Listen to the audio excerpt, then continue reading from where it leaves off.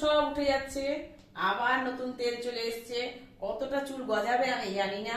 তাই এই যে কঠিন তেল এসেছে, শীতে গরম জলে দিয়ে গলাতে হলো, পুরো ঘিয়ের গন্ধ। লোকে ঘি পেটে খায়, আমি মাথায় মাখছি। চুল আদৌ থাকবে না থাকবে না নিজেও কিছু জানি না।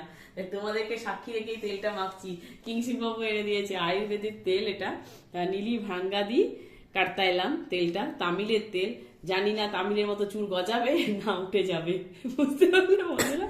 তো চলো, পুরো তেলটা জমে গেছে। পুরো গরম জলে যখন বসিয়েছিলাম তখন এটাকে গলিয়েছি, কিন্তু আস্তে আস্তে যা বাইরে বরফ পড়ছে, তো এটাকে এবারে মাখতে হবে, না অলরেডি জমে গেছে। দেখবে তেলটা পুরো, দেখো পুরো জমে একদম ক্ষীর হয়ে গেছে, ঘি বেরোচ্ছে মনে হচ্ছে।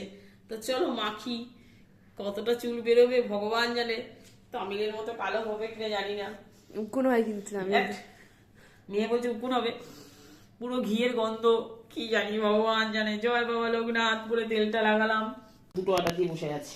চুল ভাগে হোক, পুরো ঘিয়ের গন্ধ। জানি না কি হবে বন্ধুরা, দেখি যদি চুল থাকে তাহলে ভিডিও করব, আর যদি চুল না থাকে আর ভিডিও করবো না, বুঝেছো তো? এটা তেলটা কিন্তু আস্তে আস্তে গলে গেল, দেখছো? ঠিক এরকম পুরো ঘিয়ের মতো জমেছিল, এই যে পড়ছে, তো অনেকটাই হয়ে গেল, পুরো সবুজ তেলটা।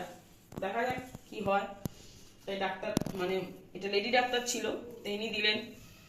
আর আমার তো ভীষণ পেটের প্রবলেম, মানে ভীষণ অম্বল হচ্ছে। বললো তেলটা নাকি একটু মোটা টাইপের, দেখা যাক কি হয়। কিন্তু যখন এনেছে পুরো একদম ঘিয়ের মতো জমে আছে। যদি চুল না থাকে, তাই জন্য আগে থেকে একটা ভিডিও বানিয়ে তোমাদের সাথে শেয়ার করলাম।